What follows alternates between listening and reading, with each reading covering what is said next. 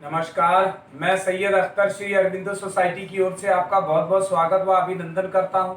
हम आज शिक्षा में शून्य निवेश नवाचार कार्यक्रम ZIIEI द्वारा संकलित एक रोचक व अभिनव नवाचार के बारे में आपको बताएंगे। हम इनोवेटिव पाठशाला के अंतर्गत NCERT के प्राइमरी सेक्शन के कक्षा 3 के गणित की पुस्तक गणित का जादू के पाठ 14 रुपए और पैसे के नवाचार अभिनव शिक्षा तकनीक की गतिविधि प्रश्न बैंक का इस वीडियो में क्रियान्वयन करेंगे। हम आशा करते हैं कि आप इस वीडियो को देखने के उपरांत इस नवाचार तकनीक को अपने विद्यालय व कक्षा में अवश्य लागू करेंगे। इस पाठ को ZIIEI के कई नवाचार गतिविधियों से पढ़ाया जा सकता है, परंतु आज हम इसे प्रश्न बैंक से समझेंगे। तो आइए पाठ का सार समझते हैं। प्रस्तुत पाठ रुपए और पैसों में नोटों और पैसों की पहचान, मुद्रा के रूप में रुपए और पैसे को जोड़ना तथा घटाना और बिल बनाने की जानकारी पर आधारित है। इस नवाचार की नवीनता यह है कि छात्र अपने सहपाठियों के साथ मिलकर स्वयं ही कठिन परिश्रम से प्रश्न तैयार करते हैं, जिससे कि उनकी मौलिकता का पता चलता है और एक प्रश्न बैंक तैयार हो जाता है। इस नवाचार की क्रियान्वयन प्रक्रिया के अंतर्गत पढ़ाए जा रहे पाठ की अवधारणा के पुनः अध्ययन की सहायता से मुद्रा, नोट और पैसों की पहचान और उनकी जानकारी पर प्रश्न बनाते हुए पाठ की समझ को विकसित किया जाता है। इस नवाचार के क्रियान्वयन प्रक्रिया के अंतर्गत अवधि को यदि देखा जाए तो इसे लागू करने में 20 मिनट का समय लगता है। साथ ही पूर्व प्रबंधन के लिए शिक्षक को किसी भी प्रकार का कोई पूर्व प्रबंधन की आवश्यकता नहीं पड़ती है, परंतु शिक्षकों को कुछ निर्देशों का पालन अवश्य करना पड़ता है।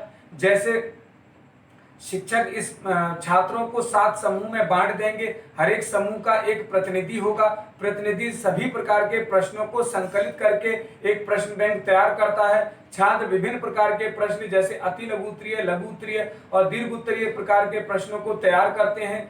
सभी समूह अपने अपने प्रश्नों की उत्तर कुंजी भी बना लेते हैं। समूह चाहे तो प्रश्नों को आपस में अदला बदली भी कर सकते हैं। इस प्रकार अंत में छात्रों को प्रश्नों के उत्तर भी बताए जाते हैं, जिन्हें छात्र अपनी उत्तर पुस्तिका में लिख लेते हैं। इस प्रकार पुनः अध्ययन एवं क्रियान्वयन प्रक्रिया के अंतर्गत छात्रों द्वारा जो प्रश्न तैयार किए जाते हैं, उनकी सहायता से पाठ के कॉन्सेप्ट के आधार पर पाठ को दोहराया जाता है। आइए इसे उदाहरण से समझते हैं कि छात्र प्रश्न बैंक में किस प्रकार के प्रश्नों को तैयार करते हैं। जैसे 1 रुपये प्लस 5 रुपये प्लस 10 पैसे कितने होते हैं, तो आंसर के रूप में कहा जाएगा 6 रुपये 10 पैसे। इसी प्रकार एक कॉपी की कीमत 10 रुपये है, तो 3 कॉपी की कीमत क्या होगी, 30 रुपये। 25 पैसे प्लस 25 रुपये प्लस 50 पैसे कितने होंगे, 25 रुपये 75 पैसे।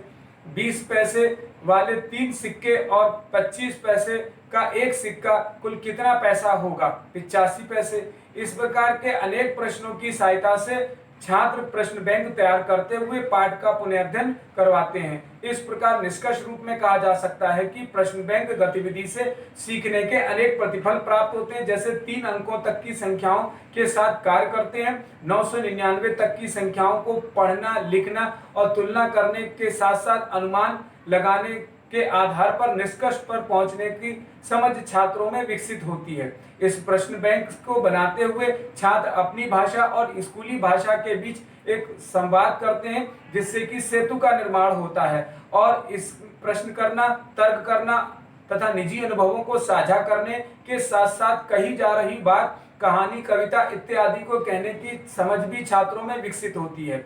इस नवाचार में सभी छात्रों की भागीदारी सुनिश्चित होती है और सभी को समान अवसर भी प्राप्त होता है। इस नवाचार से छात्रों में पीआरटी अनुपात का तो ध्यान रखा ही गया है, साथ ही साथ NCF 2005 के उद्देश्यों को भी पूरा किया गया है। इस नवाचार में शिक्षक पाठ रुपए और पैसे को एक निर्धारित माह में ही पढ़ाते हैं। इस प्रकार छात्रों में गहन सोच के साथ आत्म जागरूकता, सृजनात्मकता के साथ पारस्परिक संबंधों के जीवन कौशल मूल्य का विकास होता है। इस प्रकार ये नवाचार वास्तव में एक अभिनव नवाचार है। ये नवाचार आपको कैसा लगा हमें जरूर बताएं। हम ऐसे कई दिलचस्प नवाचार आपके लिए लाते रहेंगे। आपसे अनुरोध है कि आप हमारा YouTube चैनल सब्सक्राइब जरूर करें। अगर आप इस वीडियो को फेसबुक पर देख रहे हैं तो हमारा फेसबुक पेज लाइक करना बिल्कुल ना भूलें। नीचे दिए गए लिंक पर जाकर इनोवेटिव पाठशाला ऐप को भी डाउनलोड जरूर करें। इस वीडियो को देखने और लाइक करने के लिए आपका बहुत बहुत धन्यवाद।